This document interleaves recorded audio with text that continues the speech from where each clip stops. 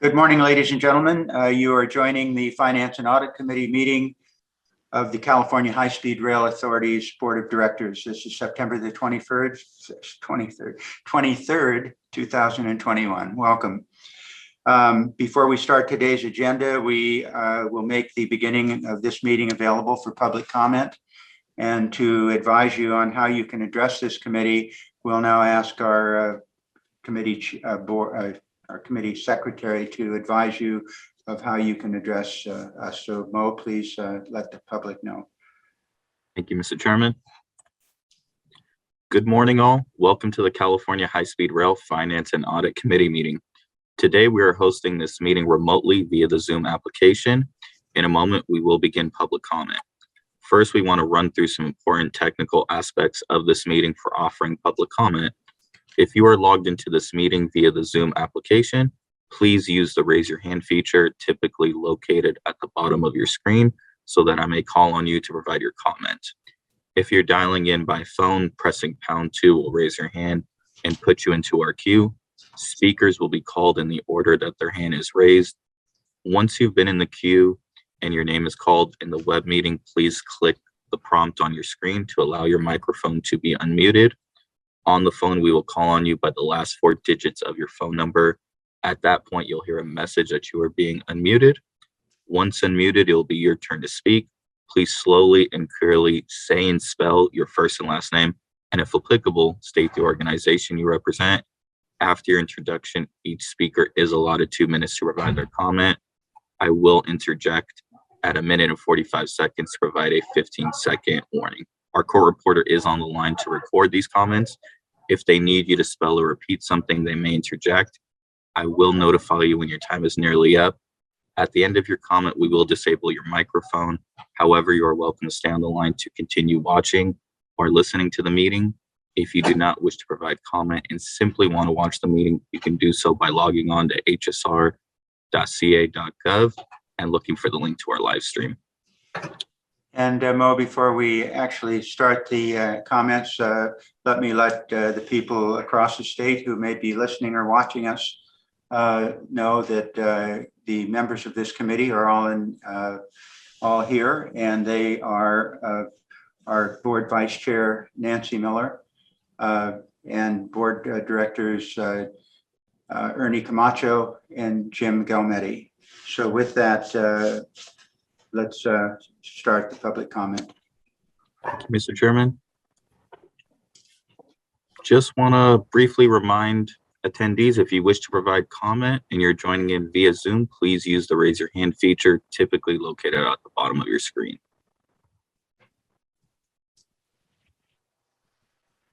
Mr. Chairman, we don't have any new attendees who joined, and all attendees have heard the instructions and have not motioned raising their hands to provide comment at this moment.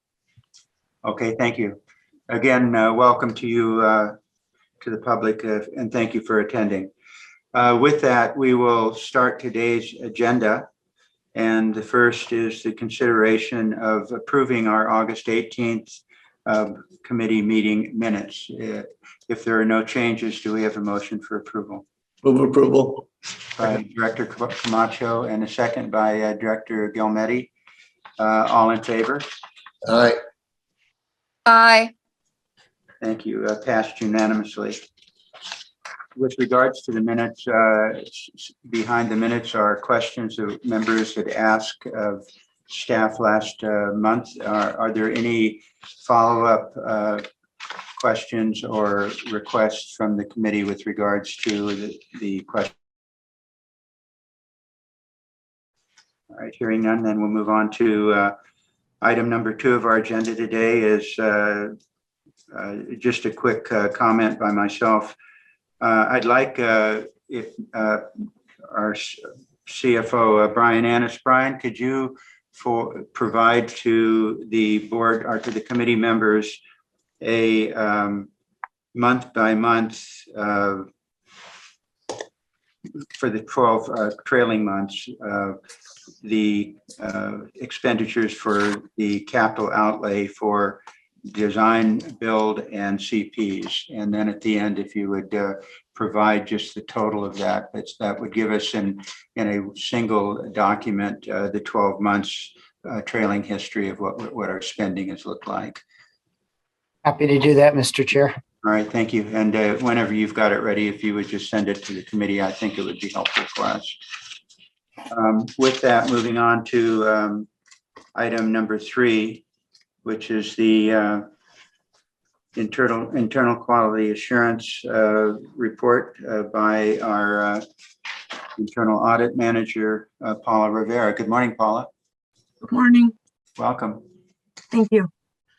Good morning, committee members. I'm here today to bring to you 2 items. They'll also go to the full board. The first one is the results of our annual internal quality assurance review. We have 3 segments to our quality assurance program. One is ongoing monitoring. One is an internal review annually. And the third is an external review that's every 3 years. And this complies with the audit standards. So the information today is from our internal review. We have auditors. We had 2 kinds of audits this year. One was yellow book and one was red book. And so in auditors speak, that means one was in compliance with the federal audit standards and one is with internal audit standards. So we had 2 auditors. They looked at our work papers. They performed a review in compliance with our audit manual, and they found no issues with the work that we performed. A couple little things for us to clean up, and we'll take those into account. And the other thing that I have today is more of a forward look as opposed to a backward look at the work we've performed is this current fiscal year's audit plan. So we have 4 audits that are in progress. One of them, the contract management audit, isn't on that list, but it's in the process of being issued. So we have the rail delivery partner compliance audit is in progress. The data validation audit is in progress, and we're in progress with the audit of our grant management practices. The rest of the work on the audit plan is based on a risk assessment that we did. We got input from board members, from authority management, and then our own experience. We identified topics, we did a risk rating, we drew a line at our resources, and then that's what's on this year's plan. Are there any questions? Any questions for Paula? Okay, Paula, you've got your hands full, and we'll look forward to the receipt of your audit reports as you complete them. Thank you very much for joining us today. Thank you. Thanks, Paula. Thank you. Thanks. Moving on to item number 4 on our agenda today is the executive summary by our Chief Financial Officer, Brian Ennis. Good morning, Brian. Good morning, Mr. Chair and board members. I'm briefing off our financial reports executive summary today. I will mention this is the first reporting month now for the 21-22 fiscal year. And this does include some updates, but we will be making further updates in the subsequent months. So, for example, this report and the detail does include the proposed fiscal year budget of $2.3 billion for capital outlay that we'll be bringing to the board at the full board meeting later today.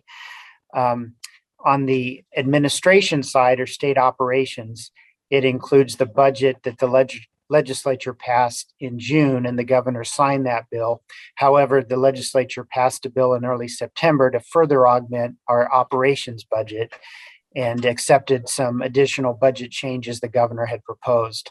That was in a bill SB 70 that is still on the governor's desk. So we expect that to be signed in the coming days, and we'll incorporate that new state operations budget into next month's board report. And finally, This reporting does continue to reflect what we call the Rev 1 program baseline budget, the multi-year budget, and we'll be bringing at a subsequent full board meeting the full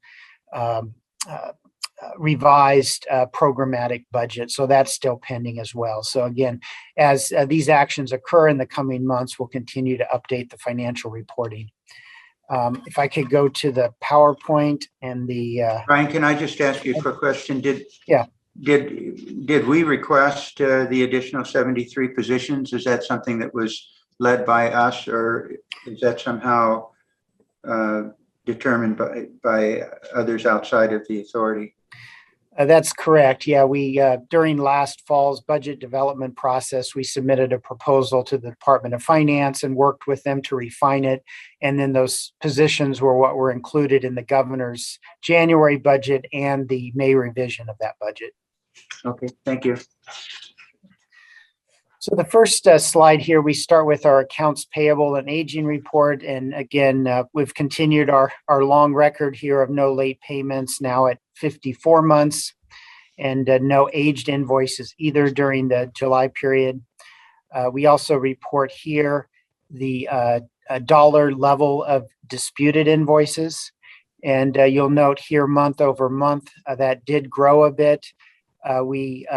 Most of our disputed invoices are with the CP2-3 design builder Dragados Flatiron, and they have over time submitted invoices that include some change order related work that has not yet been approved through a change order, and so that becomes a disputed item. So we'll continue to track that. And again, we communicate to the contractor that they should hold invoicing any work that requires a pending change order and submit it when that change order has been executed. Is the Prop 1A funding there on the cash management report? Is that 125.0? Yes. Okay, thank you. 125.0. So yeah, the second half here, as we get into the cash management plan, we report that Prop 1A ending cash balance at 125 million. And, you see month over month, that's a change of a little under 5 million. And that's really for that particular month. That's just our administration expenses, our state operations. We did not have any bookend expenditures drawing down 1A in July, such as the Caltrain project. They did not submit an invoice for that month. And of course, our Prop 1A authority has been fully expended for the Central Valley and the environmental work. So we are relying exclusively on the cap and trade for that. Our cap and trade balance, as you see here, did have a net increase month over month and ended July at $1.8 billion. That reflects that the full processing of the May cap and trade auction, which was about 229 million. And so it does take a few months for that to fully show up in our cash balance through different administration activities that the Department of Finance and the controller have to perform. Lastly, we show our rail property management fund cash balance that's at 10.8. One of our governor's budget proposals that the legislature approved earlier in September was to augment our expenditure authority out of this rail property management fund. It's historically been at $750,000 a year, but because our revenue's been growing faster than that, we requested that authority to increase to $4 million a year. And so that was in the enacted bill. And so we'll be able to spend additional of our, or direct additional of our expenditures out of that property fund for this fiscal year and beyond for different property related costs, maintaining property we own, be it maintenance, repairs, security, cleanup, things of that nature. Also, to end with this slide, we did, as I think I alerted the board by email, we did have another robust cap and trade auction in August, which was, and we'll provide us an estimated $253 million for that particular auction, which is an all-time high. It's really high for two reasons. One was it included some unsold allowances from the COVID period. They are able to resell these unsold allowances, and August was the second month that we had some higher level of auctions or credits to put up for auction.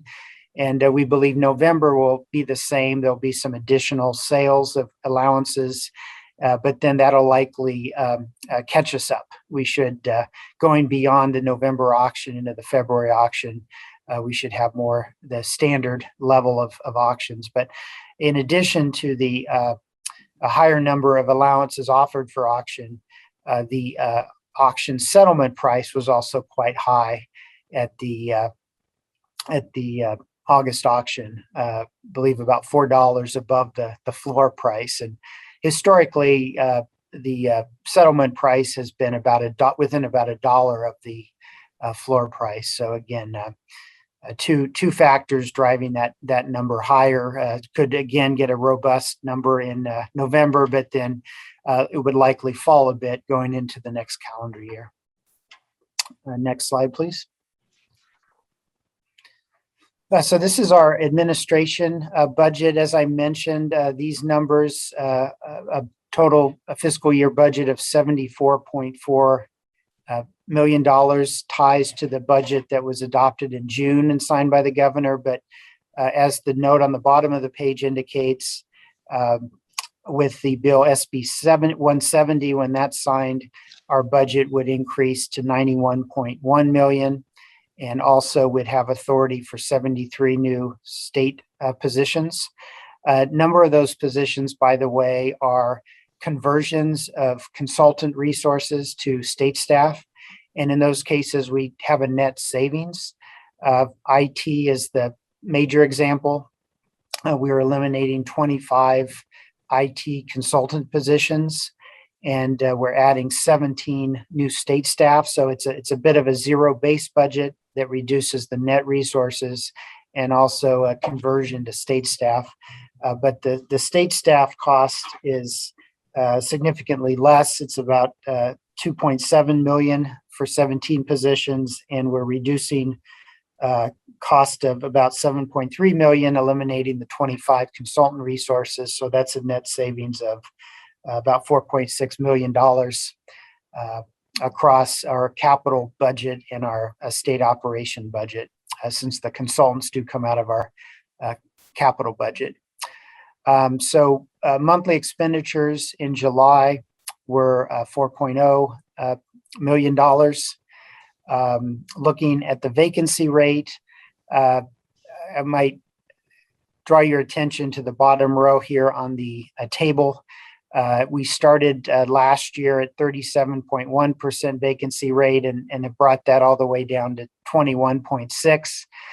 Once we add in the new positions, that's going to bump back up into the 30s again, and we'll keep working that to add staff. But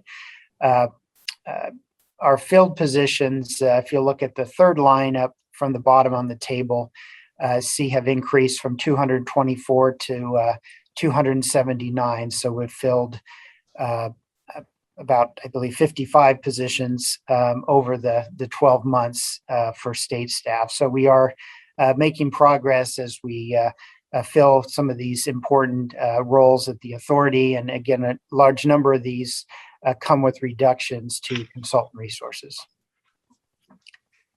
Next slide, please.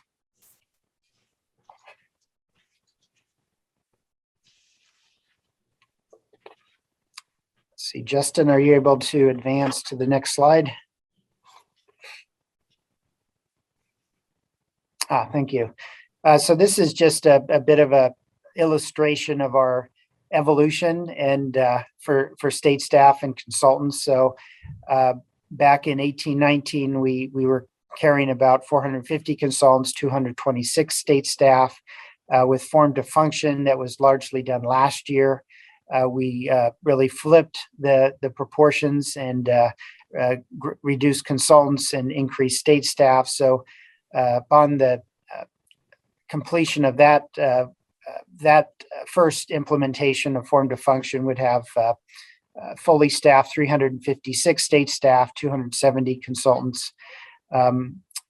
Currently, looking at the table at the top of the page, you'll note the filled state staff are 279, and the filled RDP staff measured in full-time equivalents are 286.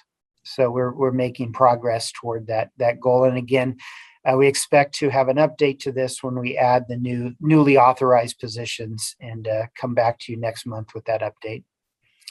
Next slide. So this is our capital outlay report.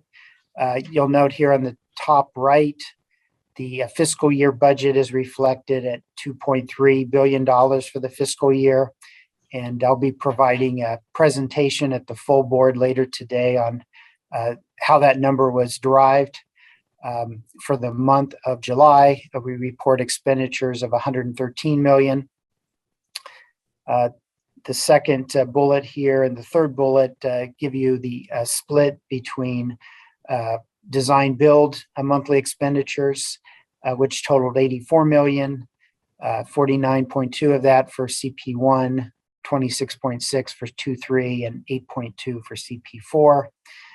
The total for the construction packages was $103 million. And of course, that leaves the remaining balance of about $10 million split between project development and some of the other smaller contracts. Next slide, please. Total project expenditures. This chart tracks our expenditures from July of 2006 all the way through July of 2021 and by category. So through that period, the authority spent $8.65 billion. And the majority of that's been on construction and project development, as the top two lines show that those would sum about 91%. And then local assistance to our bookends has been about 5% of the expenditures. And then the bottom three categories are various aspects of our state operations, construction oversight, project development and oversight, and finally, general administration. At the bottom of the page, we report our ARA match, and there have been no significant updates here. We're in a bit of what might be considered a maintenance mode for our ARA grant. We've fully submitted our match of the ARA, and most of that has been approved by the Federal Railroad Administration. There's a little under $350 million that's pending their final review. We do ongoing what we call maintenance, as occasionally we'll have some refunds from right-of-way condemnation deposits, and that requires some maintenance where we're reducing that from our match credit, and in some cases submitting alternative match credit. But again, we deem this really a completed activity, and we're just doing ongoing work on the ARA match to maintain the paperwork and keep it updated. Next slide. So contracts and expenditures. At the end of July, we had 196 active contracts, and total contract value for those was $8,458 million. Our small business utilization rate was steady month over month at about 22.6%. And over the relative to about a year ago, you'll see that's up about 1.3%. Of course, with comparing it to what we were carrying in 2015 on the fourth bullet here, it was 16.2% at that point. So there is a trend of increased utilization of small business here on the program. And as of the end of July, there were 628 small businesses actively working on the project, and that included 202 disadvantaged business enterprises and 70 certified disadvantaged veteran business enterprises. Can I get the next slide, please? Our contingency report or use of contingency report. The key numbers on the above table are really the balances for each of the categories. The CP1 remaining balance is 270 million. And again, these are relative to our, what we call our revision 1 baseline budget. Our CP23 balance at 216 million, our CP4 balance 90 million.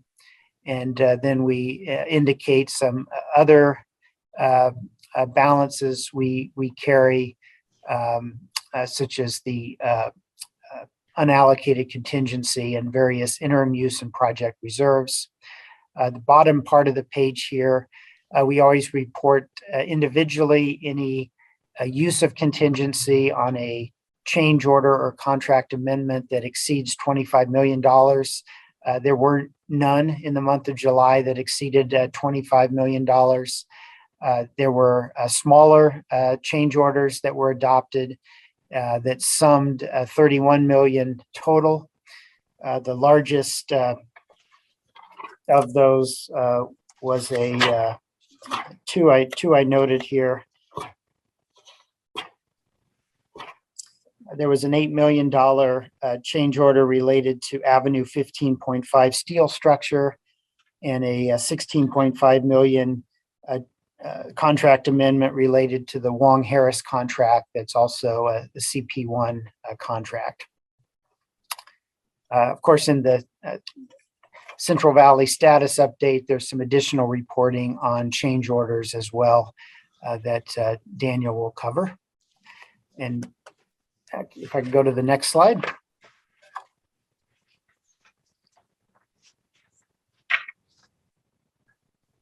I think that might be your last slide, is it? One more. Oh, This yeah. Yeah, so this is what we call our internally our flash report, our quick look at preliminary numbers for the month of August, and these are subject to change. We tend to get these in the last 24, 48 hours before the board meeting, and that's why we're unable to, post it in advance. It's just really hot off the press numbers. But for August, you'll note our construction package expenditures totaled $61.6 million, and our DB component of that specifically was 48.5 million.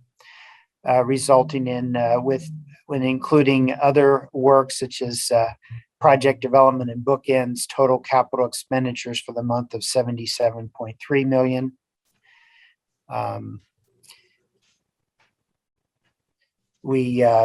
Looking further down on the bottom left, we reported filling 5 positions in July to go to 284 filled positions. And again, no significant updates on the ARA match side at the bottom right. So we'll, of course, report the full August data next month at next month's F&A meeting. That concludes the report, Mr. Chair. Thank you, Brian. Any questions for our Chief Financial Officer? Can we go back to page 7 for just a couple minutes, Brian? Sure.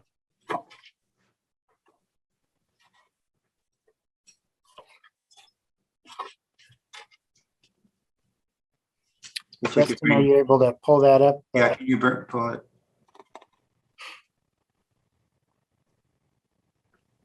Okay, thank you.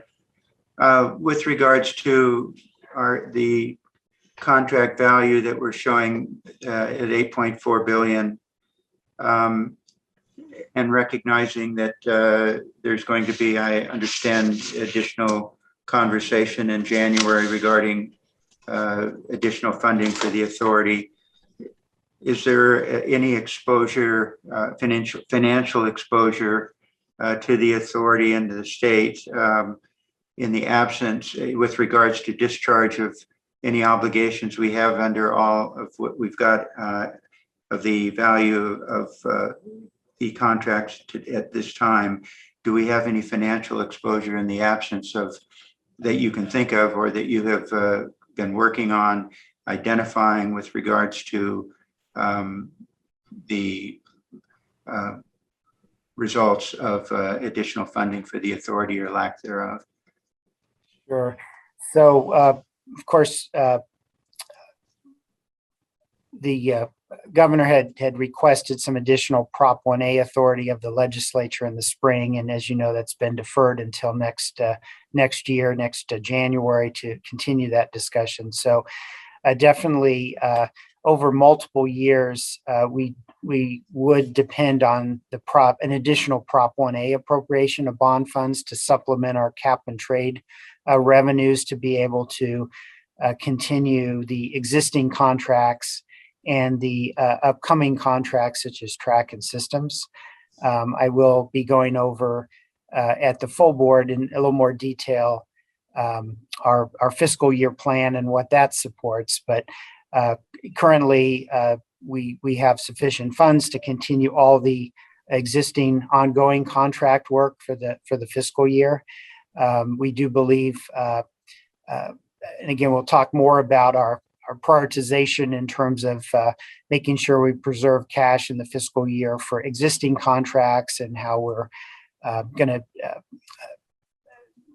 defer as a budget matter expenditures of some of the new contract expenditures, and we can adjust that or revisit that in the spring depending on our cash situation then in our Prop 1A. But definitely longer term over multiple years, we do require that additional funding that's allocated to the project through the voters by Prop 1A. And if we were not to get that next calendar year, we would have to curtail activity to make sure that contractors adjust their work so that we'll be able to pay any billed work. So in other words, if at any time we foresee we're not going to have money in the future to pay for the invoices, we would take action to direct contractors to slow or stop work. So we would maintain cash needed to pay any valid invoices. Okay. Yeah, one question. Yes, please go ahead, Ernie. When would we run out of money if we didn't get anything out of the legislature? Well, and some information I'll be bringing to the full board on that. But again, we are reducing our budget from the plan level for the fiscal year. In July, I indicated a 3.2 billion budget, and we're reducing that in the proposal to a 2.3 billion budget. So that's a $900 million reduction.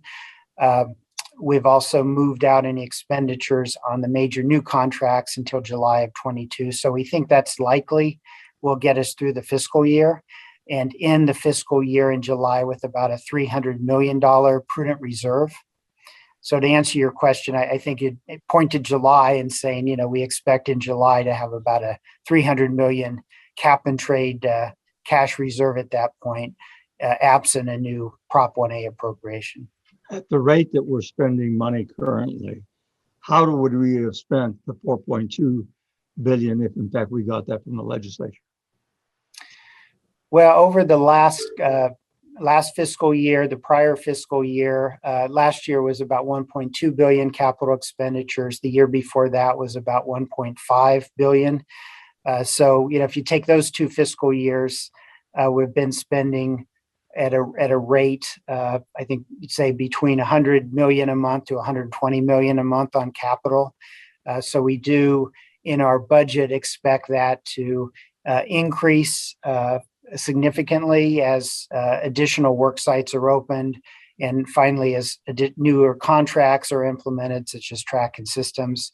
But again, that would be a little shy of doubling our expenditure rate to get to the $2.3 billion expenditure in the fiscal year.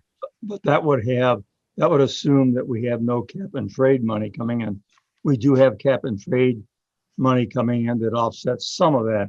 And if we put the track and system contract back a little bit, it should cover us for at least this next fiscal year and the year thereafter. Well, I don't believe that's the case in terms of, I think as you're articulating, if our expenditures stayed about $100 million, I think is your premise. Yeah. And so if that's, with that premise, you're correct. But again, with new contracts being initiated with some ramp up, which again is additional major projects and work sites are implemented, we would expect to see that rate of monthly expenditure go up. Well, correct me if I'm wrong. If we can't issue new contracts without having the budget for it, correct? Yeah, and there's two issues: the sort of the appropriation authority and then the cash to be able to pay the project. So, we're constrained. We kind of have both issues to look at here. Our cash is more and more a constraint, and as we get into the next fiscal year, we have deferred in our plan the execution of some of these new contracts until we have more certainty on our funding from Prop 1A. Thank you. Thank you, Brian. Thanks, Ernie. Well, and just to be clear, Go ahead, Nancy. Tom, and Yes. just to be clear, I mean, a lot of this is also delaying us because I know a year ago we were talking about the need for our tracking system contract to be let, and we can't do that unless we know that we have those funds available. So the big problem is the potential delay of our whole system with this delay of money. Yeah, but we also have an extension of 6 years to get most of this in place. So we should have enough time. It's just I think what we're waiting on is the unknowns, which is what the infrastructure bill is going to pay us. And then in addition to that, they threw another 10 billion into the pot for high-speed rail that we will be competing for. And on optimistic side, as Brian has, I think, said, that we might be able to get as much as $5 billion from that, which is $5 billion more than we have.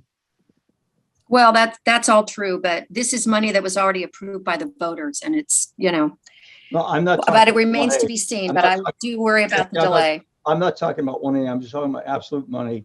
What we're going to do is hopefully pick up optimistically pick up $5 billion that we can compete for, plus whatever infrastructure dollars we get, in addition to the 1A money.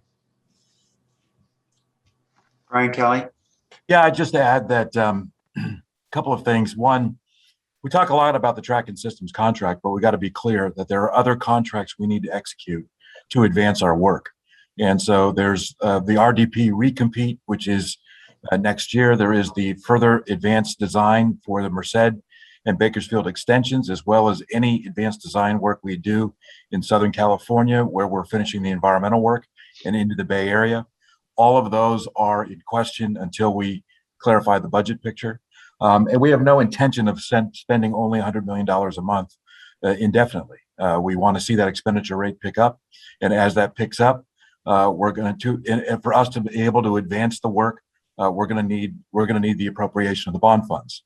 And Right. so, as we talked about the other day with Ernie and Director Gilmetti, we think we have a budget that Brian has laid out and will lay out to the full board that gets us through the budget year. But the budget year plus one is a big question mark right now without the 4.2 billion appropriation. So just want to be clear on that, and also be clear that, well beyond the tracking systems contract, there are several other contracts that we need to execute to advance the work beyond the simple construction in the valley. And so the question is, are we going to be able to do those in a timely way, or are we just going to delay that issue? So the next two procurements that we have, which are going to cost is the tracking system and RDP. Yep, and then we have posed or put up as well the advanced design work for both Merced and Bakersfield, which Brian will indicate to the board later. We would push back expenditures until the next budget year. And we also have advanced design work on the 4 stations that are in the Central Valley. So all of these are part of things that we have in front of us that we'll have to slow if we don't get clarity on the budget picture. Thank you. Thank you, Brian. One other, I'm sorry, Director Gilmetti, did you have something? Okay. One other thing, just on, you used the word ramp up a while ago, Brian, Annis. Is there a way, with regards to our small business utilization rate, we consistently, are put in a position to understand that we need to increase construction in order to get it up to the 30%. Is there a way that you can request of those people on the construction side of things, where do they see construction needs to be in order for us to get to a point where we can achieve this aspirational goal that the board set years ago? Yeah, happy to have some more discussion on that issue. I know we, Daniel, I'd invite you if you have any comments here now, or we can certainly look into that and report at the next. I'd rather have you look, I mean, I don't mind having the comments, but I'd like to see if you can come back to the committee with giving us an idea of what it's going to take to get to the level at which we can achieve that goal. All right, thank you. Okay, thank you. Any other questions for our CFO? Brian, thank you very much. A good report. We appreciate it. Thank you, Brian. We'll be moving on to section 11 in your binder, which is the Central Valley Status Report. Good morning, Mr. Horgan. Good morning, Mr. Richards.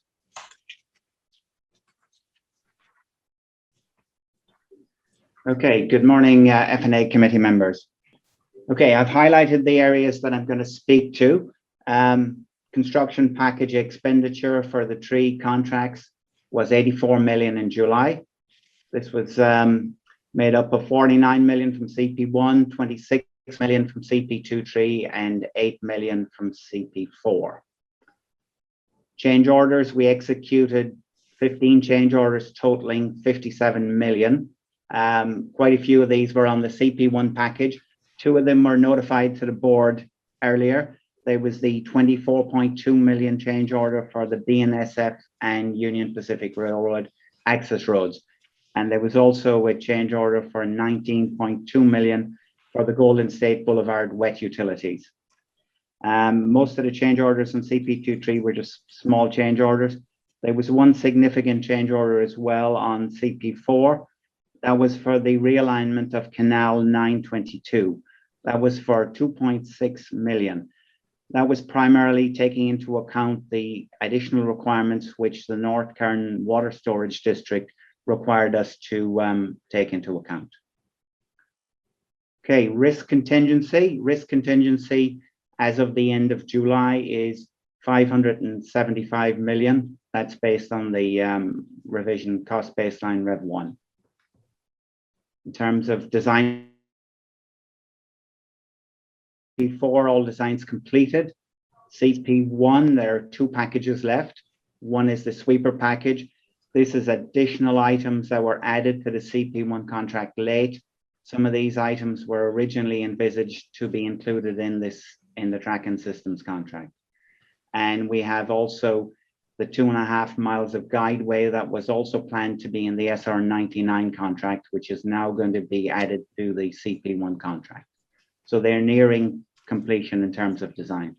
On CP23, there are 3 outstanding packages, and these are at Cold Slough, Dutch John Cut, and at Alpot. Primarily, these are substantially completed. We're just waiting for some access to the land so we can take some geotech samples to finalize the designs. So once we have access to the lands, we will be able to finalize the design there. So that should happen in the next few months. Third-party design approvals. A lot of our designs need approval by third parties. These are utility companies, railway companies. We got another 8 designs approved by third parties in July.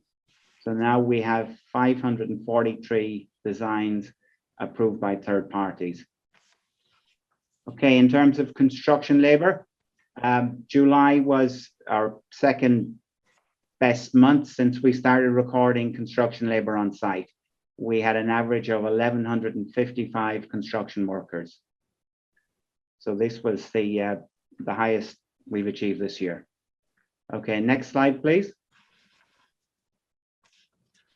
Okay, in terms of structures, 65 structures underway or substantially completed. We are behind on package CP1 by 2 and on CP23 by 2. I'll talk to those later. Overall, we increased by 1 since June. Guideway, we have 84 miles in construction or substantially completed. CP1 is on target. CP23 is 1 mile behind. And CP4 is also 1 mile behind. And I will talk to those in more detail in a moment. Okay, utility relocation status. We've got 31% of all utilities relocated. We got 26% of all utilities in progress. We got another 5% ready to start. And we got 38% that haven't started yet. And what I mean by not started, they're either going through the design process, we're getting environmental clearance, we're finalizing third-party agreements. We could be waiting for land acquisition or land conveyances. Thank you for that clarity on what not started means, Mr. Horgan. You're welcome, Mr. Chair. Okay, right away, again, Dennis Kim, our Chief of Right of Ways, had a good month in July. We've transferred 26 additional parcels of land to the design build contractors. However, there were some key parcels on CP1, CP23, and CP4 that were not delivered to the design build contractors. However, the design build contractors are endeavoring to resequence work to work around these parcels, and we are continuously working with the contractors to resequence work. Okay, let's see. We also have a request. Dennis has received a request for 16 additional parcels. This is under review by Dennis and our engineering teams to determine if we absolutely need these parcels. The direction to the contractors and to our all construction managers is to minimize any additional parcels wherever possible. So we are going to look at designing around these.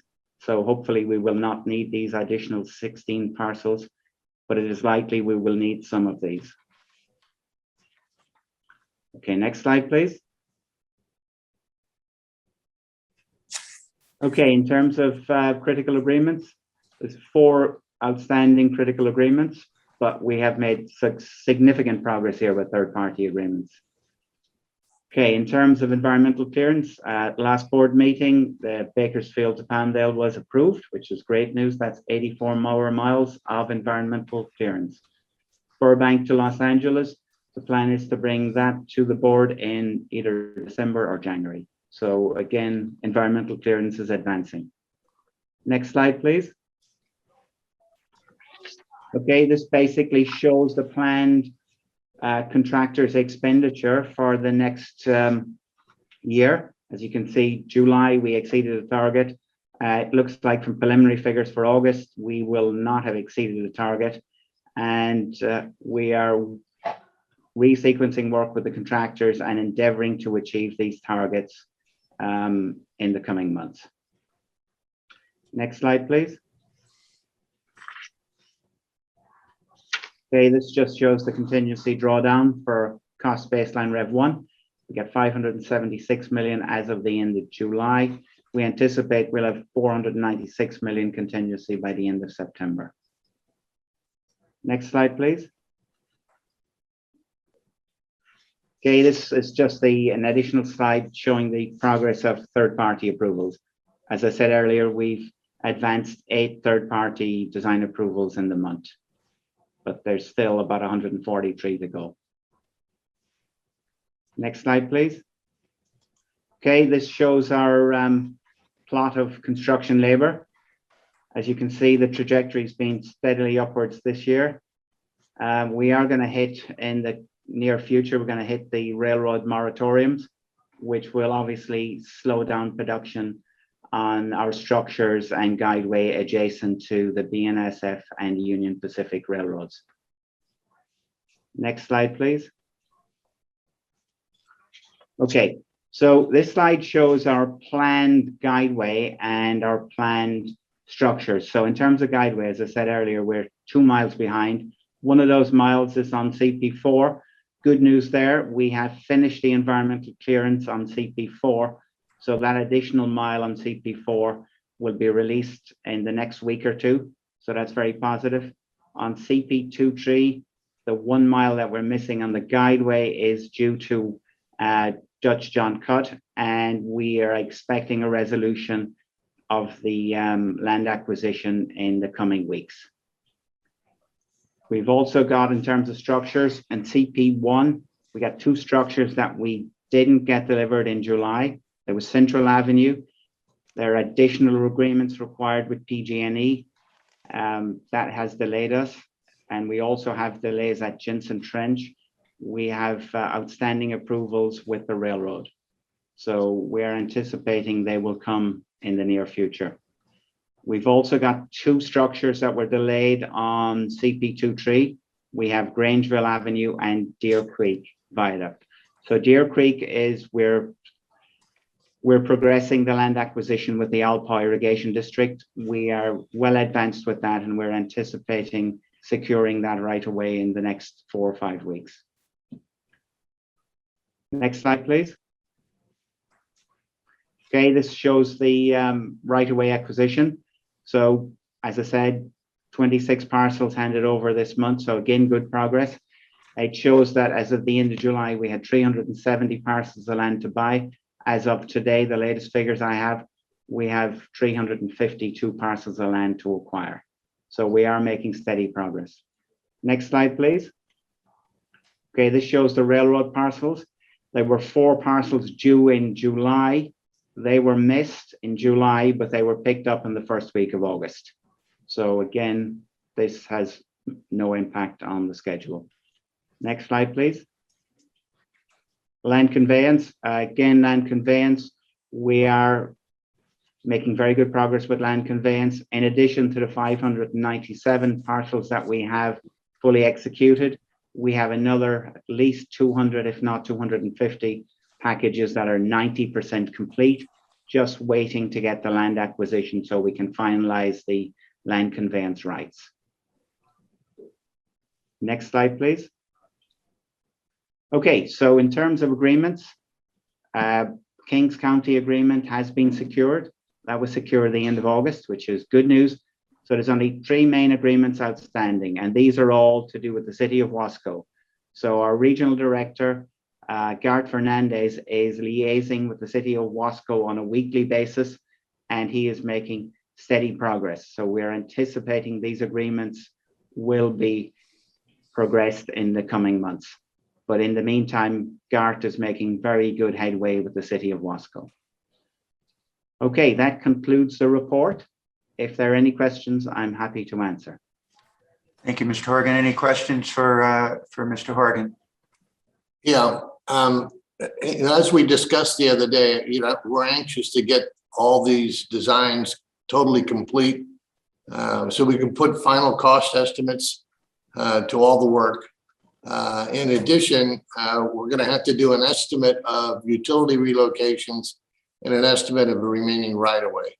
But having said that, when we package that all together, we should know pretty much exactly where we should be from a cost standpoint going forward. And that's to finish the existing. That doesn't count the extensions that we're planning in the future to Bakersfield and Merced. And eventually we'll have to put together some sort of an estimate of what those are going to cost us. But I think Daniel's done a good work. Dennis Kim has done a good job getting the right-of-way under control. So I'm very optimistic that we're on the right track. Yeah, Mr. Chairman. Yeah, yes, Ernie. Dan, I asked you this question the other day. Wasn't sure about the answer. So we have not yet designed or accounted for the cost that will be for the substations to power the overhead catenary systems from the utilities. So those are costs that we still have to factor into our total budget, which will not be incorporated into the final design anyway. I think Brian Annis might be in a better position to answer this question, but my understanding is that we've already priced the substations and that is in the cost baseline Rev 2. But how should we have done that if in fact we don't know how many substations we're really gonna need yet? We do know the number of substations. Yeah. On this. There was a simulation done by our rail ops team, and they've done an estimate of the budget. But it's a high level estimate. It's not based on detailed designs. Okay.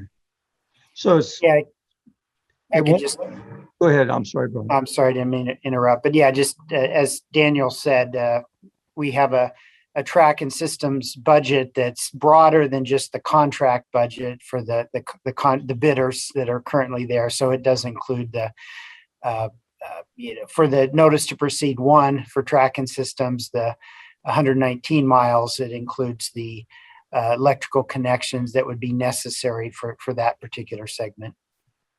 And as I understood it from our conversation the other day, much of the work that will be done for the work with utilities are done by utility contractors as opposed to our contractors. I believe that's correct. Okay, thank you. You're welcome. Mr. Kelly? No? I'm sorry, Mr. I just wanted to confirm that. Yeah, that's correct. Okay, thank you. Any other questions for Daniel Horgan? Daniel, thank you very much for the report. It's very good. And I wanted to also thank Director Gilmetti and Director Camacho for the time you took the other day, making your way up to Sacramento, and for you, Mr. Horgan, and all the staff for the presentations made. It's been very helpful for this committee and for the 2 members. Thank you very much for taking that time and doing it. You're most welcome. Daniel, your presentation was very good. Thank you. Thanks, Andy. Thank you all. All right. That concludes the business of the committee today. Are there any other comments or questions from members of the committee? And hearing none, then we will bring this Finance and Audit Committee meeting to adjournment. Thank you, ladies and gentlemen, for joining us. Please join us at 11 o'clock this morning, which will be for the September Board of Directors meeting for the authority. Until then, or until next month, thank you very much. And the meeting is now adjourned.